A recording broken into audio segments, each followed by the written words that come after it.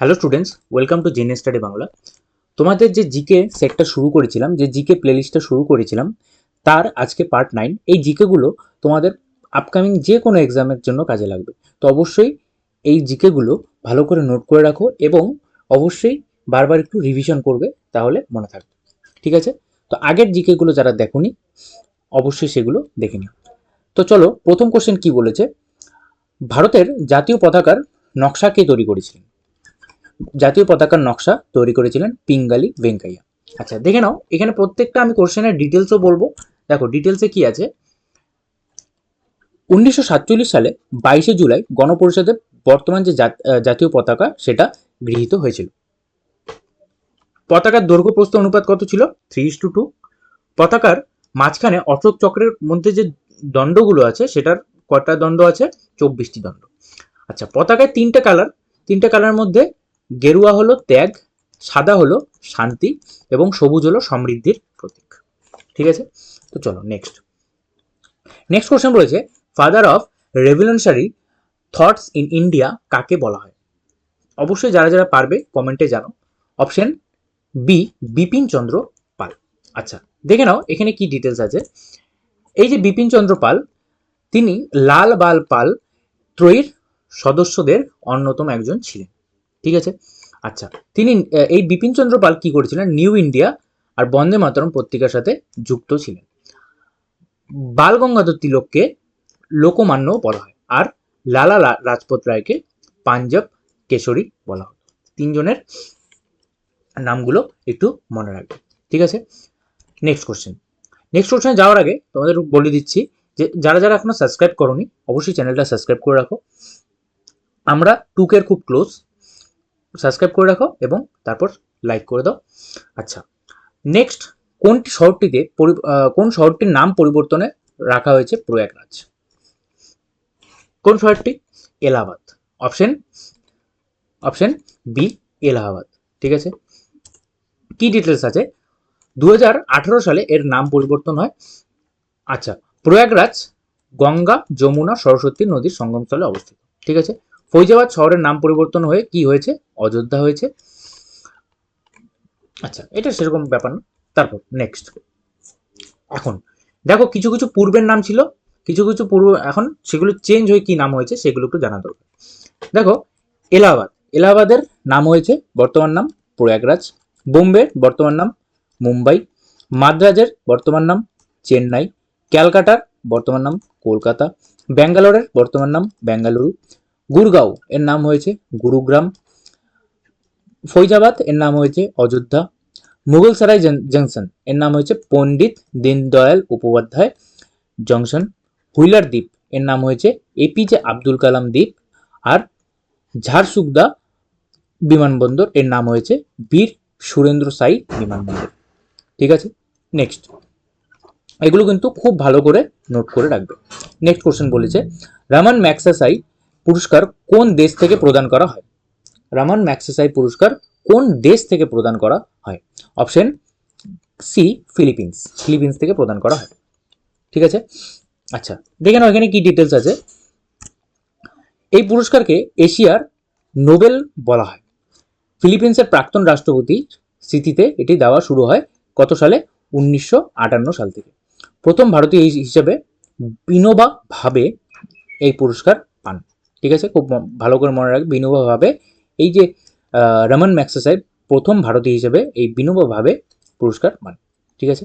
আচ্ছা, রবিশ কুমার সাংবাদিকতার উপলক্ষে বা সাংবাদিকতার জন্য সম্প্রতিকালে এই পুরস্কার পেয়েছেন রবিশ কুমার। নেক্সট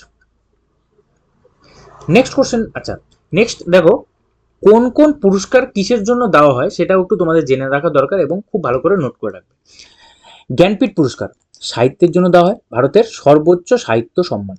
ঠিক আছে? সরস্বতী সম্মান সাহিত্যের জন্য। ব্যাস সম্মান হিন্দির জন্য। সাহিত্য একাডেমি সাহিত্যের জন্য। পুলিৎজার পুরস্কার ইম্পর্টেন্ট, পুলিৎজার পুরস্কার সাংবাদিকতার জন্য। তারপর বুকার প্রাইজ ইংরেজি সাহিত্যের জন্য ইম্পর্টেন্ট। মেজর ধ্যানচাঁদ খেলরত্ন পুরস্কার খেলাধুলায় সর্বোচ্চ কৃতিত্ব। আচ্ছা, এর পূর্ব নাম ছিল রাজীব গান্ধী খেলরত্ন পুরস্কার। নেক্সট, অর্জুন পুরস্কার খেলাধুলায় অসাধারণ পারফরমেন্সের জন্য। ঠিক আছে। দ্রোণাচার্য পুরস্কার খেলাধুলার প্রশিক্ষকদের দেওয়া হয়। পরমবীর চক্র দেওয়া হয় সামরিক ক্ষেত্রে সর্বোচ্চ সাহসিকতার ক্ষেত্রে। অশোক চক্র শান্তিকালীন সর্বোচ্চ সাহসিকতার ক্ষেত্রে। নেক্সট, দাদা সাহেব ফালকে পুরস্কার, এটা সবাই জানো, ভারতীয় চলচ্চিত্রের জন্য ইম্পর্টেন্ট। অস্কার পুরস্কার, এটাও চলচ্চিত্রের জন্য। শান্তিরূপ ভাটনাগর পুরস্কার ইম্পর্টেন্ট বিজ্ঞান ও প্রযুক্তির জন্য। কলিঙ্গ পুরস্কার ইম্পর্টেন্ট বিজ্ঞানের জনপ্রিয়করণের জন্য। গ্র্যামি পুরস্কার, এটাও জানো, সঙ্গীতের জন্য। অ্যাবেল পুরস্কার খুবই ইম্পর্টেন্ট গণিতের জন্য। প্রিটজার পুরস্কার ইম্পর্টেন্ট স্থাপত্যের জন্য। ভারতরত্ন ইম্পর্টেন্ট ভারতের সর্বোচ্চ অসামরিক সম্মান। পদ্ম পুরস্কার শিল্প, সাহিত্য, শিক্ষা, খেলাধুলা ইত্যাদি দেওয়া হয়। রমন ম্যাগসেসে পুরস্কার জনসেবা ও সাংবাদিকতার ক্ষেত্রে দেওয়া হয়। আচ্ছা, এটা সেরকম ইম্পর্টেন্ট না, তাও জেনে রাখো। রাইট লাইভলিহুড, এটা পরিবেশ ও সামাজিক ন্যায় বিচারের জন্য। আর বল্লভ পুরস্কার, এটাও ইম্পর্টেন্ট কৃষি ও পরিবেশ বিজ্ঞানের উপলক্ষে বা পরিবেশ বিজ্ঞানের জন্য এই পুরস্কার দেওয়া হয়। নেক্সট কোশ্চেন, কোন দিনটি ভারতের জাতীয় বিজ্ঞান দিবস হিসেবে পালন করা হয়? জাতীয় বিজ্ঞান দিবস হিসেবে কোন দিনটিকে পালন করা হয়? জাতীয় বিজ্ঞান দিবস হিসেবে পালন করা হয় 28শে ফেব্রুয়ারি। অপশন বি 28শে ফেব্রুয়ারি। এখানে কি ডিটেলস আছে, এই যে সিভি রমন বা রমন এফেক্টের জন্য এই দিনটাকে জাতীয় বিজ্ঞান দিবস হিসেবে পালন করা হয়। তিনি 1930 সালে নোবেল পুরস্কার পান। ঠিক আছে। নেক্সট, আচ্ছা, এই যে মার্চের আগে ফেব্রুয়ারি করেছি, ফেব্রুয়ারি আগে তোমাদের জানুয়ারি করে দিয়েছি, এখন মার্চের কিছু কিছু ইম্পর্টেন্ট ডেটস। 3রা মার্চ বিশ্ব বন্যপ্রাণী দিবস। 4ঠা মার্চ জাতীয় নিরাপত্তা দিবস। 8ই মার্চ আন্তর্জাতিক নারী দিবস। 10ই মার্চ সিআইএসএফ এর প্রতিষ্ঠা দিবস। 15ই মার্চ বিশ্ব উপভোক্তা অধিকার দিবস। 16ই মার্চ জাতীয় টিকাদান দিবস। 21শে মার্চ বিশ্ব চড়ুই দিবস। 20 মার্চ বিশ্ব চড়ুই দিবস। 21শে মার্চ বিশ্ব অরণ্য দিবস। 22শে মার্চ বিশ্ব জল দিবস। 23শে মার্চ শহীদ দিবস। 24শে মার্চ বিশ্ব টিবি দিবস। অবশ্যই এই ডেটগুলো মনে রাখবে। যারা যারা সেশনটা দেখছো এখনো লাইক করোনি, অবশ্যই একটু লাইক করে দাও ভালো লাগলে। নেক্সট, ভারতের লোহার মানব বা আয়রন ম্যান অফ ইন্ডিয়া কাকে বলা হয়, বা লৌহ মানব কাকে বলা হয়? লৌহ মানব বলা হয় সর্দার বল্লভভাই প্যাটেলকে। Option B Sardar Vallabhbhai প্যাটেলকে। ঠিক আছে, কি ডিটেলস আছে জেনে নাও। এখানে বলেছে যে এই যে, আচ্ছা এটা ইম্পর্টেন্ট যে স্বাধীন ভারতের প্রথম স্বরাষ্ট্রমন্ত্রী কে ছিলেন? সর্দার বল্লভভাই প্যাটেল। তার জন্মদিন 31 অক্টোবর জাতীয় একতা দিবস হিসেবে পালন করা হয়। আচ্ছা, স্ট্যাচু অফ ইউনিটি যেটা গুজরাটে আছে, কিছুদিন আগেই মানে নর্মদা নদীর তীরে খুব রিসেন্ট তৈরি করা হয়েছে, সেটা সর্দার বল্লভভাই প্যাটেলের মূর্তি। ঠিক আছে, statue of unity. Next question, Kanha জাতীয় উদ্যান কোথায় অবস্থিত? কানহা জাতীয় উদ্যান কোথায় অবস্থিত? খুবই সোজা, মধ্যপ্রদেশে অবস্থিত কানহা। ঠিক আছে। আচ্ছা, এই যে কানহা, এটা কিন্তু একটা ব্যাঘ্র প্রকল্প, একটা টাইগার রিজার্ভ। ঠিক আছে, মধ্যপ্রদেশের ভারতের টাইগার স্টেট বলা হয়, মধ্যপ্রদেশকে ভারতের টাইগার স্টেট বলা হয়। নেক্সট, বোরো কোন রাজ্যের সরকারি ভাষা? বোরো কোন রাজ্যের সরকারি ভাষা? বোরো হলো আসামের সরকারি ভাষা। অপশন সি আসামের সরকারি ভাষা হলো বোরো। আচ্ছা দেখো, এই যে এটি অসমের দ্বিতীয় প্রধান ভাষা। বর্তমানে 22টি ভাষা স্বীকৃত ভাষা আছে সংবিধানে। সাঁওতালি ভাষাটি পশ্চিমবঙ্গের পাশাপাশি ঝাড়খণ্ড ও অসমেও প্রচলিত আছে। 2003 সালে 92তম সংবিধান সংশোধনের মাধ্যমে এটি 8ম তফসিলে যুক্ত করা হয়। কোনটি? এই যে বোরো ভাষাকে 8ম তফসিলে যুক্ত করা হয় কত সালে? 2003 সালে 92তম সংবিধান সংশোধন। নেক্সট কোশ্চেন, নেক্সট বলেছে কোন কোন ভাষা কোন কোন রাজ্যে প্রচলিত আছে। হিন্দি ভাষা উত্তরপ্রদেশ, বিহার, মধ্যপ্রদেশ, রাজস্থান, হরিয়ানা, হিমাচল প্রদেশ, উত্তরাখণ্ড, ছত্তিশগড়, ঝাড়খণ্ড, দিল্লি। ইংরেজি ভাষা নাগাল্যান্ড, মিজোরাম, মেঘালয়, অরুণাচল প্রদেশ। বাংলা পশ্চিমবঙ্গ, মণিপুর। তেলুগু ভাষা অন্ধ্রপ্রদেশ, তেলেঙ্গানা। মালায়ালাম ভাষা কেরালা, লাক্ষাদ্বীপ। ভালো করে নোট করে রাখো। Next question. নেক্সট বলেছে মহাত্মা গান্ধীর সমাধিস্থলটির নাম কি? মহাত্মা গান্ধীর সমাধিস্থলটির নাম কি?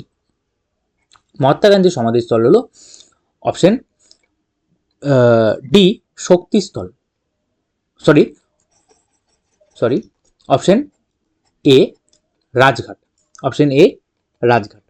আচ্ছা, তো দেখে নাও এখানে কিছু কিছু আরো সমাধিস্থলের নাম আছে, যেমন জওহরলাল নেহরু সমাধিস্থলকে শান্তিবন বলে, লাল বাহাদুর শাস্ত্রীর সমাধিস্থলকে বিজয়ঘাট, ইন্দিরা গান্ধীর শক্তিস্থল, রাজীব গান্ধীর বীরভূমি, বি আর আম্বেদকর চৈত্রভূমি, অটল বিহারী বাজপেয়ী রাষ্ট্রীয় স্মৃতি মহল। ঠিক আছে। আচ্ছা, তো কিছু কিছু যেমন এই ইন্দিরা গান্ধী, এটা একটু মনে রাখার ট্রিক্স তোমাকে বলে দিচ্ছি। ইন্দিরা গান্ধী আছে না, ইন্দিরা গান্ধী কিন্তু আয়রন লেডি বলা হতো ইন্দিরা গান্ধীকে। ঠিক আছে, তো সেই হিসেবে মানে কি বোঝা যাচ্ছে যে ইন্দিরা গান্ধী খুব শক্তি প্রদর্শন করতেন, তাহলে সেখান থেকে মনে রাখতে পারো শক্তি স্থল। ঠিক আছে। আচ্ছা, তারপর তারপর এবার মনে রাখার একটা ট্রিক্স আমি বলে দিলাম, তুমি এখন নিজের থেকেও কিছু কিছু ট্রিক্স বানাতে পারো। ঠিক আছে। নেক্সট, ভারতের প্রথম সম্পূর্ণ নির্বাক চলচ্চিত্র কোনটি? সম্পূর্ণ নির্বাক চলচ্চিত্র কোনটি? অপশন বি রাজা হরিশ্চন্দ্র, অপশন বি রাজা হরিশ্চন্দ্র। ঠিক আছে। আচ্ছা, কি ডিটেলস আছে এখানে দেখে নাও। কোনটি কোনটি প্রথম, কোনটি কোথায় প্রথম, সেগুলো খুব ভালো করে মুখস্থ করবে, এখানে লিখে দেওয়া আছে। ঠিক আছে, এটা তোমরা এক কাজ করো, এটা তোমরা স্ক্রিনশট একটা করে নাও, সবগুলোর প্রথম কোথায় কোথায় কোনটি কোনটি আছে এটা এখানে লেখা আছে, খুব ভালো করে লেখা আছে, ভালো করে ছবি তুলে নোট করে নেবে। ঠিক আছে, তো আজকে এটুকুই। যারা যারা সেশনটা দেখছো অবশ্যই তোমাদের কমেন্টে কেমন লাগলো, এরকম যে এই সিরিজটা কন্টিনিউ হবে কিনা তোমাদের উপরে কিন্তু ডিপেন্ড করবে। ঠিক আছে, অবশ্যই সেটা কিন্তু কমেন্টে তোমরা জানাবে। ঠিক আছে, সিরিজটা কন্টিনিউ করব কিনা। থ্যাংক ইউ সবাইকে। যারা যারা দেখছো সাবস্ক্রাইব করোনি অবশ্যই সাবস্ক্রাইব করে দাও, এবং সেশনটা ভালো লাগলে লাইক করে দাও। বাই।